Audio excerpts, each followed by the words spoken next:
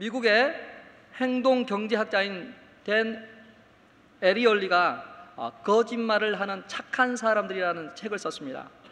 그 안에 좀 재미있는 내용이 기록되어 있는데요. 1971년에 설립된 케네디 예술센터, 아트센터에 거기서 모든 그 문화가 다 공유되는데 그곳에 있는 그 선물 스토어에 일하는 사람들이 300명이나 됩니다. 왜냐하면 다 조금씩 그 자원봉사자를 통해서 그 선물센터를 운영하기 때문에 나이가 좀 지긋한 그러한 분들이 와서 파트타임으로 일을 하기 때문에 300명이나 된 것이죠. 그런데 거기에 그 매출액이 40만 달러, 1년에 40만 달러인데 어느 한 해에 갑자기 그 중에 15만 달러가 없어진 것이에요. 정상적으로 매출이 40만 달러가 나와야 되는데 25만 달러밖에 수익이 올라오지 않은 거예요. 그럼 15만 달러가 어디로 사라진 거예요? 철저하게 조사를 해봤습니다. 근데 그 15만 달러가 어떤 한 사람에 의해서 없어진 것이 아니라 수십 명의 그 일하는 사람들이 하나씩 물건을 가져가는 바람에 그 수입이 줄어드는 것이죠. 오늘 이 거짓말을 하는 착한 사람들이라는 책을 쓴 이 심리학자가 이것을 모델로 해가지고 한번 실험을 해봤습니다. 명문 대학에 가서 한번 실험을 해봤는데요. MIT 공대 기숙사에 전부 학생들이 같이 공용으로 쓰는 그 냉장고 안에다가 먹는 콜라 캔 6개 하고 1달러짜리 지폐 6장을 같이 냉장고에 넣어놨습니다. 그리고 관찰을 하는 것입니다. 어느 것이 더 먼저 없어졌을까요? 1달러짜리 지폐일까요? 아니면은 콜라 캔일까요? 콜라 캔인가요? 콜라를 좋아하시는 분인가? 예, 맞습니다. 콜라 캔이에요. 콜라가 72시간 만에 3일 만에 다 없어진 거예요. 근데 흥미로운 것은 1달러짜리 지폐는 그대로 남아 있었습니다. 그래서 그 콜라 캔을 가져간 사람한테 물었습니다. 왜 콜라 캔을 가져갔냐? 지폐는 내가 가져가면 좀 부담스러운 죄책감이 들었기 때문에 가져갔지 않았어요. 그러나 이 콜라 캔은 그냥 먹을 수 있겠다 하고 생각해서 가져갔다는 것입니다. 두 번째로 또 어떤 실험을 했냐면 택시 기사들에게 한번 실험을 했습니다. 뉴욕 택시 기사하고 LA 택시 기사하고 좀 가격을 좀 속이는 대로 좀 유명하다 그래요. 혹시 여러분 타보셨습니까? 네. LA 택시 기사들에게 실험을 해봤어요. 똑같은 구간을 가는 정상인 10명 그리고 앞이 보이지 않는 시각장애인 10명이 똑같은 데서 똑같은 데로 출발하게 해보았습니다. 택시 기사들이 어떤 사람들을 속였을까요? 네, 김환영 목사님은 항상 답이 4번째 있다 그러는데 정상인을 속였습니다. 왜 정상인을 속였을까요? 앞이 보이지 않는 시각장애인을 속일 수 있는 찬스가 더 많은데도 불구하고 정상인들을 속였어요. 그래서 물었습니다. 왜 정상인들을 속였습니까? 그들의 답변은 내가 장애인을 속일 정도로 비양심적인 그런 인간은 아니라는 거죠. 비양심적인 인간이 아니라는 거죠. 자, 이 실험에서 우리가 알 수 있는 것은 사람마다 다 도덕적인 기준선이 다 있다는 거예요. 한편으로는 내가 이것을 지켜야 돼, 이것을 어기면 안 된다라는 그런 그 기준점이 있는 반면에 또 한편에는 나의 유익을 위해서는 그 기준선을 살짝 넘어가는, 자신의 유익을 위해서 그것들을 허물어 버리는 그러한 심리가 우리 인간들에게 있다는 것이에요. 여러분은 어떻습니까? 저에게도 그런 것이 있는 것 같아요. 사람은 다 크고 작은 어떤 그런 제약들을 합니다. 그리고 그 죄를 변명하고 합리화하고 그것을 감추기도 해요. 우리는 죄인입니다. 맞습니까? 사람이 스스로 의롭다고 생각하면 정말 중요한 걸 놓칠 수 있습니다. 우리가 이 자리에 앉아있는 우리 성도님들, 내가 의롭다고 생각하면 하나님의 긍휼과 자비를 구하지 않습니다. 그러나 나는 정말 죄인이구나, 어쩔 수 없는 죄인이구나 라고 생각하는 사람들은 주여 나를 불쌍히 여겨 주십시오, 나를 이 예배 가운데서 나를 새롭게 해주십시오 라고 저 세리야와 같이 기도하는 성도가 되는 것입니다. 여러분, 우리는 죄인입니다. 인정하기 싫으시죠? 오늘 본문에도 우리가 어떠한 사람들인지를 보여주고 있습니다. 우리가 어떤 죄인들일까요? 우리는 법을 지켜야 되는 사람이에요. 근데 그 지키는 자리보다는 그 법을 판단하는 자리에 너무 많이 있습니다. 법을 지켜야 되는 자임에도 불구하고 법은 지키지 않으면서 안 지키는 사람들을 향해서 막 뭐라 합니다. 사람들은 저마다 그런 이기적인 그러한 그 마음을 가지고 사람들을 판단하고 정죄합니다. 역사적으로도 대표적인 그런 인물들 찾아볼 수 있죠. 스탈린이나 레닌이나 히틀러나 그런 사람들은 다 심판의 자리에 있었던 사람들입니다. 암흑 세계에서도 똑같죠. 마피아나 그런 데서도 보면 다 심판하고 정죄하죠. 오늘날에 살고 있는 우리들은 이렇게 살인하지 않지만, 직접적이는 하지 않지만 간접적으로 마음으로 그 뉴스에 나와 있는 그 악한 사람들 향해서 사형 판결을 내립니다. 저런 사람은 죽어야 돼. 여러분, 뉴스 기사에 나온 그 밑에 댓글, 신문 그 기사에 나오는 밑에 댓글들을 보시죠. 사람이 그렇게 악할 수도 있구나, 정말 악하구나, 이 사람들은 정말 양심을 갖고 있나? 그렇게 생각하는 그 댓글들이 너무 많아요. 근데 안타깝게도 그 모습이 바로 우리의 모습입니다. 크고 작은 뿐이지 우리가 다 그렇다는 것입니다. 2008년에 책이 하나 나왔는데, 또 쉑이라는 책입니다. SHACK, 쉑이라는 책인데 한국말로는 오두막으로 번역되어 놨어요. 오두막. 혹시 오두막 읽어보셨습니까? 이 저자 윌리엄 폴 영은 어렸을 때 성추행의 경험을 당했고, 또 가정폭력의 경험이 있고, 또 중년 때는 가정의 그 위기를 넘어가야 되는 그런 아픔이 있는 사람입니다. 그런 그 고통과 아픔이 있는 그 저자가 하나님 안에서 치유되고 회복되면서 자신의 자녀들에게 좀 희망의 메시지를 좀 전해주고 싶었어요. 그래서 이 책을 쓰게 된 것입니다. 이 책의 줄거리는 한 평범한 가정이 여행을 가서 캠핑을 하는데 막내딸이 유괴되고 결국은 죽게 됩니다. 그래서 그 딸을 잃은 그 아버지가 갖고 있는 그 고통과 아픔, 그 내면 세계와 그 분노와 그 절규를 다루는 책이에요.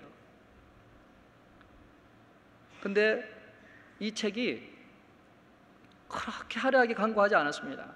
사람들의 입소문을 또 웹사이트에 있는 그 광고를 통해서 베스트셀러에 올랐어요. 뉴욕타임즈 베스트셀러 1위에 올라서 49주 동안 계속해서 멈췄던 책입니다.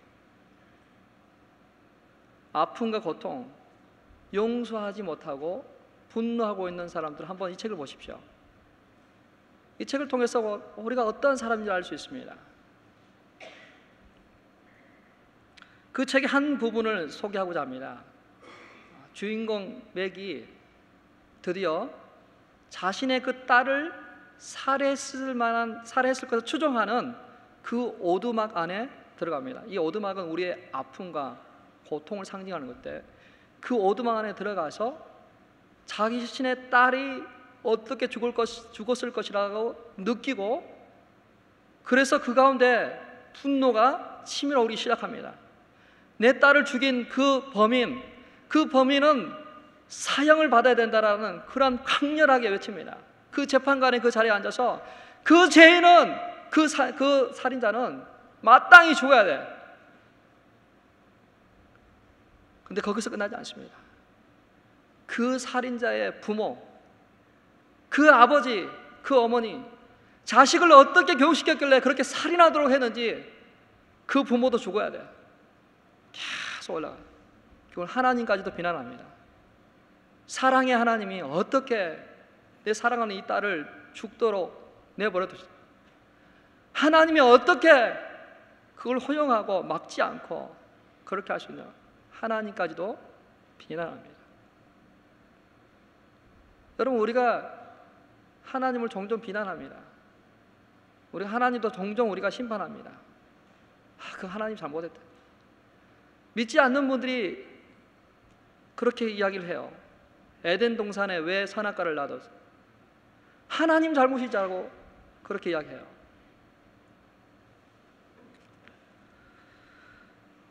11절에 한번 같이 읽어보도록 하겠습니다. 야고보서 4장 11절 하면 나왔습니다. 서로 비방하지 말라. 형제를 비방하는 자라. 형제를 판단하는 자는 곧 율법을 비방하고 율법을 판단하는 것이라. 내가 만일 율법을 판단하면 율법의 준행자가 아니요 재판관이니라. 정말 우리 인간은 그 율법, 그 법을 지키기보다는 지키지 않고 오히려 그 법을 만드는 하나님을 심판하죠. 자, 우리는 이렇게 다른 사람들을 심판하고 정죄하는 자리에 참으로 많이 머물러 있습니다. 우리 부부 사이에도 그렇죠. 또 우리 성도들 사이에서도 어떤 자기가 마찰이 일어나는 사람하고도 탁 부딪히면 정죄하고 비방하고 심판을 합니다. 근데 가만히 우리 자신들을 솔직하게 우리 자신들을 탁 살펴보면 그 속에는 뭐가 있나요? 나는 옳고 그 사람은 틀렸다라는 거예요. 나는 옳고 그 사람의 생각이나 행동이 틀렸기 때문에 그 사람을 비방하고 그 사람을 심판하는 거예요. 우리는 하나님의 은혜가 필요한 사람들입니다. 우리는 죄인이라는 것이죠. 두 번째로 이 본문에서 13절에 이렇게 지적하고 있습니다. 하나님 없이도 살 수 있다라는 그런 마음을 가지고 살아가는 모습인데요. 들으라, 너희 중에 말하기를 오늘이나 내일이나 어떤 도시에 가서 1년을 머물며 장사하여 이익을 보리라 하는 자들아, 내일 일을 너희가 알지 못하는도다. 너희 생명이 무엇이냐? 너희는 잠깐 보이다가 없어지는 안개니라. 당시에 장사하는 사람들은 여기처럼 그냥 한 장소에 머물러 있던 것이 아니라 그 지역의 물건들을 가지고 타 지역에 가서 오랫동안 머물면서 장사를 하고 그 지역에 있는 그러한 또 물건들을 사서 다시 자기 지역으로 돌아오거나 다른 지방에 가서 장사를 해야 됩니다. 여기 보니까 15절에 주의 뜻이면 우리가 이것하고 저것하자 하고 보니까 이 사업가들은, 이 상인들은 믿는 상인들이에요. 근데 믿는 사람들이지만 이 사람들의 계획은 하나님이 없는 계획이에요. 하나님이 없는 인생입니다. 바로 하나님은 이것을 악하다고 합니다.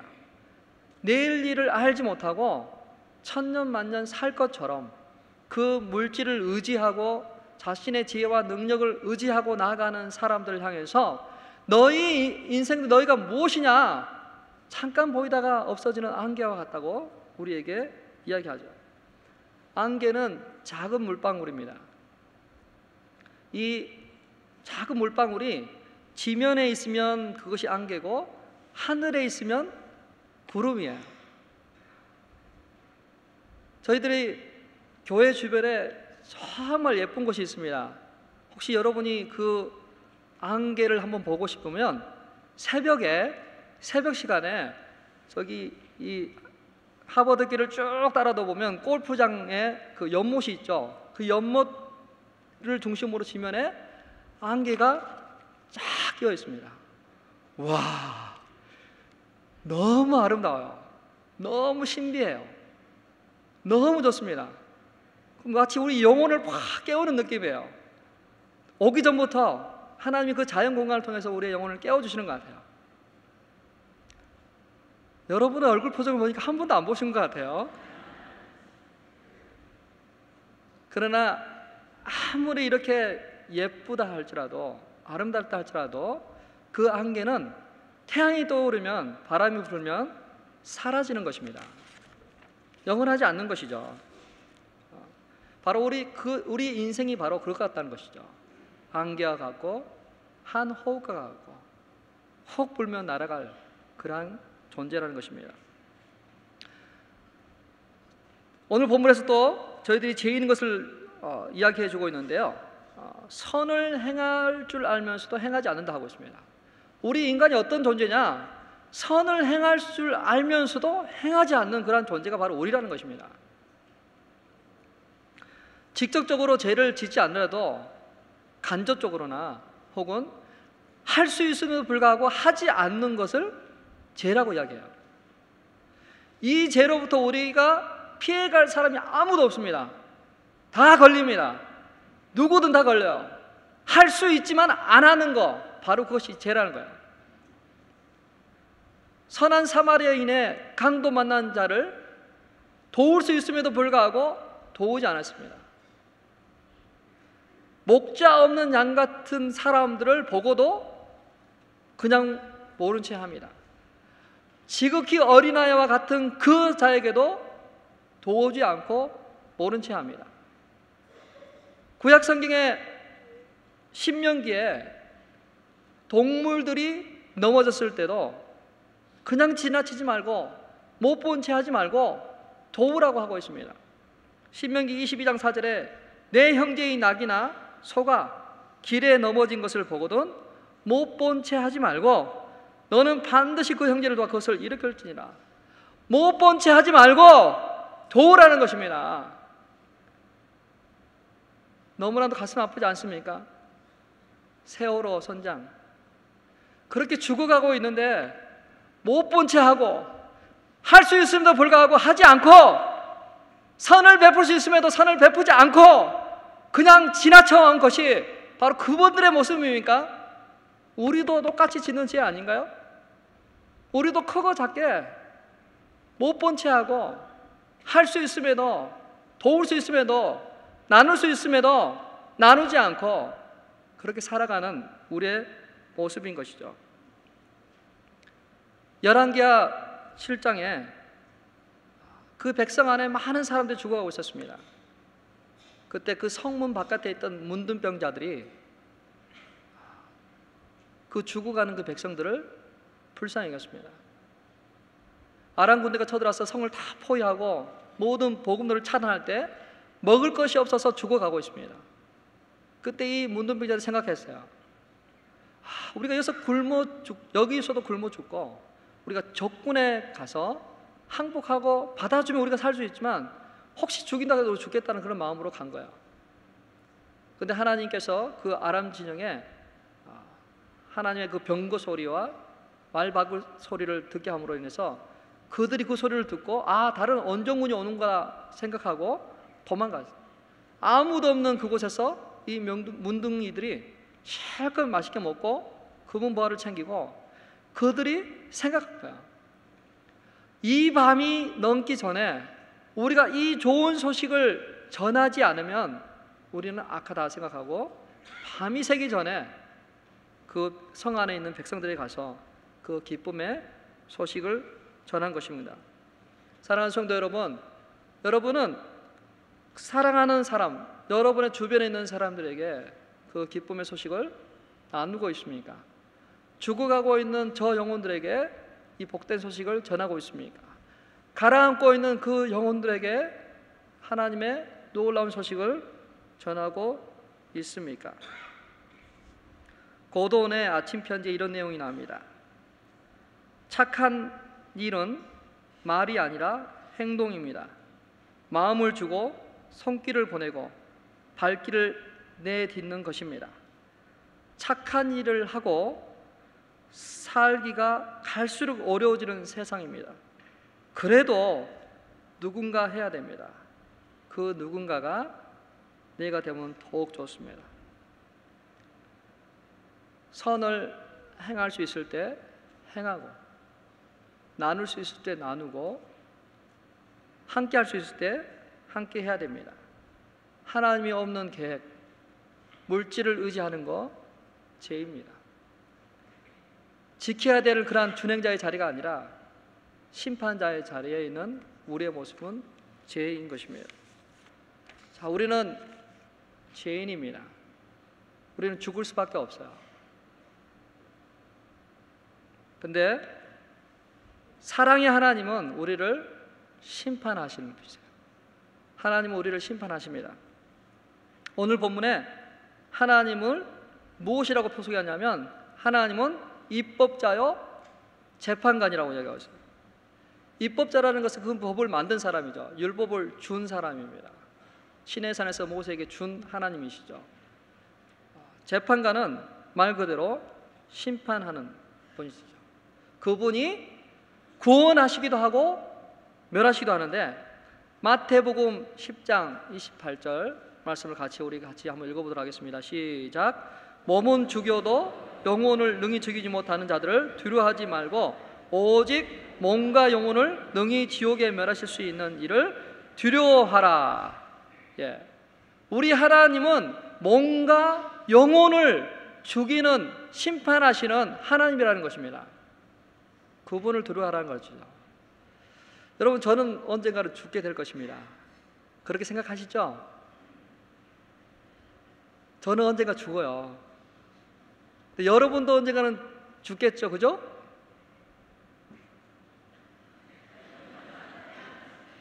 사람은 누구나 다 장수하고 싶죠. 그러나 한 번 죽는 것은 사람에게 정하신 것이요, 그 후에는 심판이 있습니다.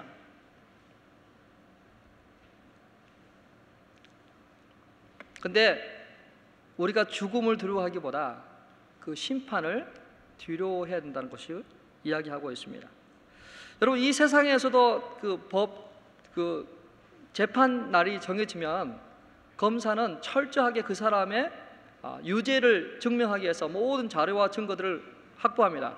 어떻게 재판장에서 이야기할 것이고 어떻게 딱 증명할 것인가를 생각하죠.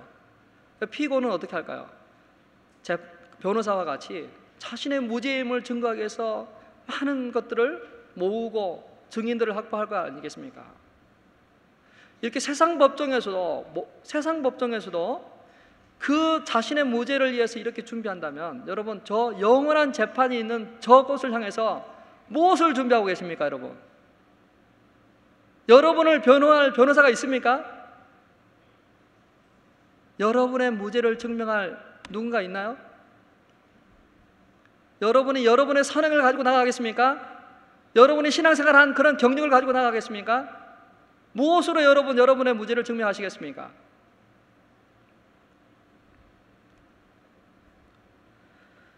누가복음 12장 47절 48절에 주인의 뜻을 알고도 준비하지 아니하고 그 뜻대로 행하지 아니한 종은 많이 맞을 것이요 알지 못하고 받을 일을 행한 종은 적게 맞으리라.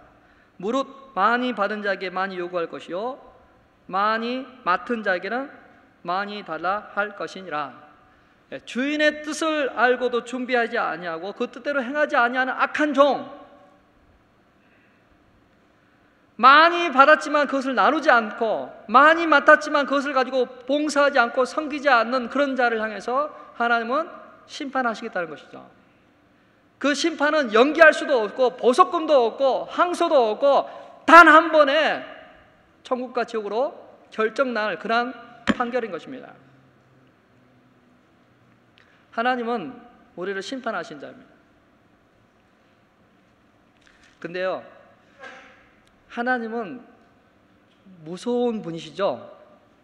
근데 하나님은 무섭지 않습니다. 어떻습니까, 여러분? 여러분, 하나님 무섭습니까? 이렇게 공의로운 판결을 내려야 되는 하나님의 그런 그 부분이 있지만 하나님의 사랑을 여러분이 아시잖아요. 우리 하나님 무섭지 않습니다. 하나님은 사랑이 많으세요. 긍휼과 자비가 무궁하세요. 겸손하시고 온유하시고 우리 한 사람 한 사람들을 사랑하실 때 너무 자상하게 사랑해 주시는 하나님이십니다. 아멘입니까? 하나님은 사랑의 하나님이세요. 자, 여기서 한번 생각해 보시죠.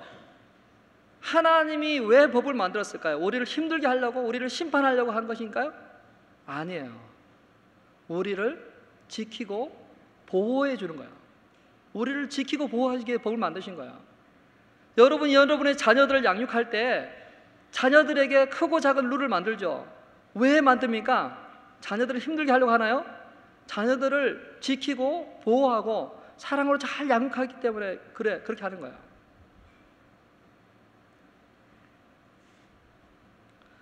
하나님은 당신의 형상과 모양을 따라서 우리를 창조하셨습니다.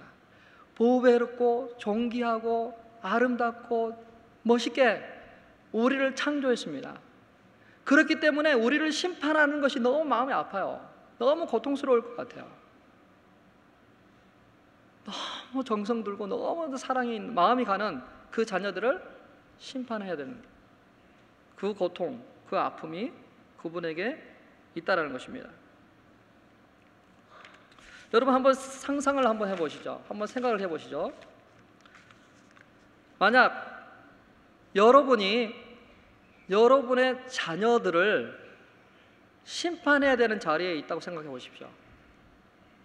여러분의 자녀, 눈에 넣어도 아프지 않는 자기 모든 것들을 들여서 양육하고 사랑했던 그 자녀들. 근데 분명한 사실은 이 자녀들이 다 죄인이라는 거예요. 공평해야 되잖아요, 그죠? 하나님은 공평해야 됩니다. 만약에 공평하지 않는 하나님이라면 한번 생각을 해보십시오. 그분이 항상 변함없이 신실하시고 공평하시기 때문에 우리가 그분을 트러스트하는 거예요. 근데 그분이 공평하지 않고 오늘은 이랬다 내일은 저랬다 하면 우리가 그분을 트러스트할 수 있겠습니까? 오히려 더 혼란스러워요. 더 고통스러워요. 그런데 하나님은 그러지 않으세요. 어제나 오늘이나 동일하신 하나님. 그분은 공평하세요. 공평하게 하십니다. 자, 우리가 그 재판관의 자리에서 우리 자녀들을 공평하게 하나님의 그 법 안에서 이 자녀들을 심판해야 됩니다. 누구를 지옥에 보내겠습니까? 누구를 천국에 보내겠습니까? 우리 사랑하는 자녀들을 누구를 아무리 말을 안 듣고 속썩이고 아무리 고통스럽게 한다 할지라도 누구를 지옥에 보내겠습니까? 여러분의 자녀 중에 이 아들, 보통 여러분이 화났을 때 이렇게 하죠. 이 자식,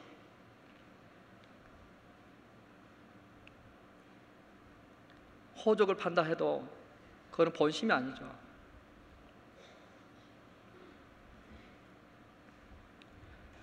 하나님은 참으로도 고통스럽습니다. 우리가 그 심판을 내려야 된다고 할 때, 그 일을 해야 된다고 할 때 우리가 그 하나님의 심정을 누리게 되는 거예요. 우리 새끼들이, 죄송합니다, 우리 아들 자녀들이 아프고 고통스러워할 때 그 부모들이, 아빠들은 잘 안 그런 것 같아요. 엄마들은 그렇게 하더라고요. 내가 아팠으면 좋겠다, 내가 고통스러웠으면 좋겠다. 그 아이를 안고 옆에서 잠을 자지 않고 하면서 하나님, 차라리 내가 아프게 해주세요. 조금만 아파도 내가 아프게 해주세요라고 하는 우리가 그 자식들을 지옥으로, 천국으로 보내야 된다면 얼마나 아프겠습니까? 하나님이 그 고통스러운 결정을 했습니다. 그래서 독생자 예수 그리스도를 이 땅에 보내신 거야. 우리가 예수 그리스도를 통해서 그래서 구원받는 거야. 우리가 다 죄인인데 하나님의 그 공의 때문에 우리의 그 죄값을 받아야 된다. 바로 예수 그리스도를 통해서 그 일을 이루신 것입니다. 자, 다시 여러분 우리가 법정으로 다시 들어가 보겠습니다. 판결하는 그 법정으로 다시 가보죠. 사탄은 우리에게 이야기합니다. 우리에게 너는 죄인이야. 너는 할 수 있음에도 불구하고 하지 않았고, 정죄하고 판단하고 비방하고 그 악하고 음란하고 아무도 모를 것 같지만 다 알아. 너의 일거수일투족을 다 드러냅니다. 마음에 있던 시기와 고통, 질투, 음란, 모든 것들 다 드러내요. 그리고 마지막에 선고합니다. 그래서 너는 사형이야. 죽어야 돼. 그때 우리 예수님께서 탁 입장합니다. 맞아. 그 사람은 죄인이야. 죽을 수밖에 없어. 당연히 죽어야 돼. 그런데 내가, 예수님께서 그 사람이 죽어야 될 그 죄값을 친히 담당하셨어요. 그 이름을 믿는 저 아들이기 때문에 저 아들은 무죄야. 그래서 심판장 하나님은 선고하십니다. 누구 무죄. 한번 여러분 이름을 한번 넣어볼까요? 장영락 무죄. 여러분의 이름을 한번 해볼까요? 시작. 예, 재판까지 그렇게 약하게 하지 않습니다. 다시 강하게 여러분 앞에 있는 그 테이블을 치면서 세 번 치면서 시작. 예, 하나님을 찬양합니다. 경배합니다. 하나님은 우리를, 아무런 자격이 없는 우리를 예수 그리스도를 믿는 것 그 하나만으로 우리를 죄 없다 하시고 당신의 자녀로 회복시켜 주셨습니다.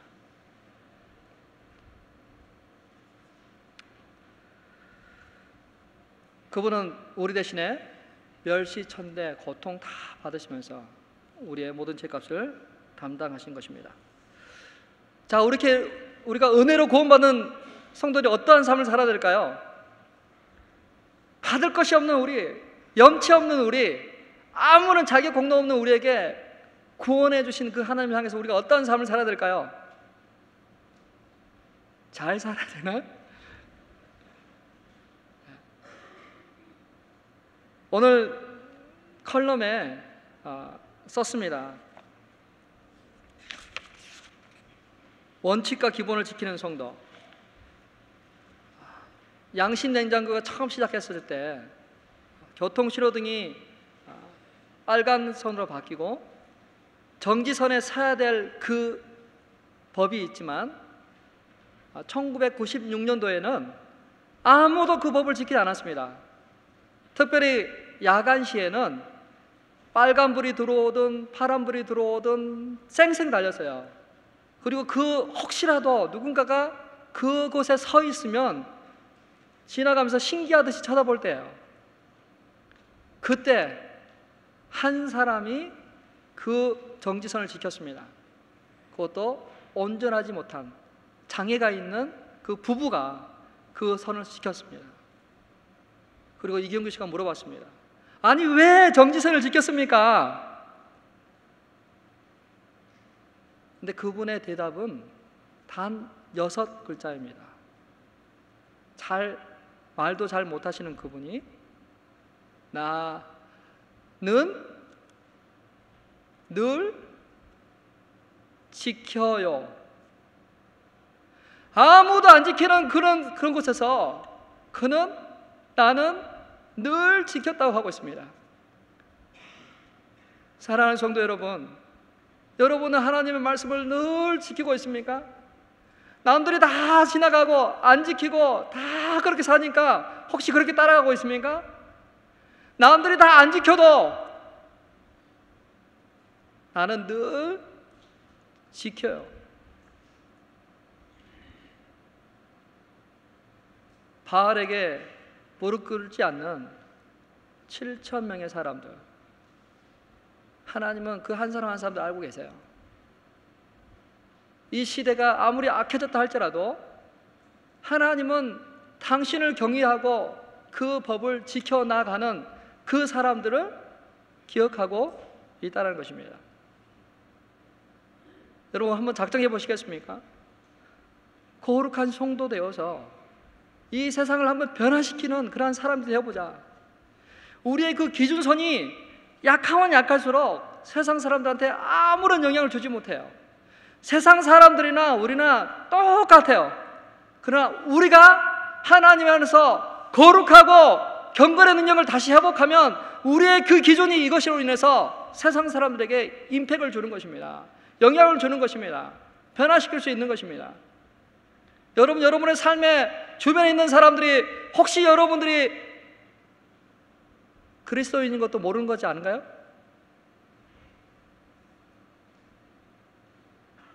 하나님의 그 놀라운 그 은혜와 그 사랑을 우리가 알고 그 구원의 기쁨과 감격들이 우리 안에 있을 때 찬송이 나오고 기쁨이 있고 감사가 넘치고 그 은혜와 그 사랑으로 인해서 다른 사람들에게 나누어주고 전해주고 섬겨주고 베풀어주는 그런 삶, 바로 그것이 바로 우리 크리스천 라이프입니다.